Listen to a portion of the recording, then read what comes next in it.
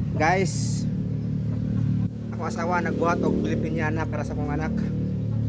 Ano siya oh. Muna siya result. Muna siya ay anigid guys. muna siya ay kuan yang yang forma resulta siyang kuan gibuhat. Pilipiniana daw ni siya. Okay sa tong gusto mo renta ni 350 lang ang renta ha. Kay negosyo ni siya, negosyo. Kay may na lang ni mo palit og bugas. Wa man ni bugas karon kay nahurot ng ayuda. Kay nanapoy baha oh. Kay ang flood control nahurot naman pod. Okay siya guys. Himo kami kuan Pilipiniana kay para parintahan na mo. Oh, tuyo ka pod. Ano siya resulta sa kuan Pilipiniana.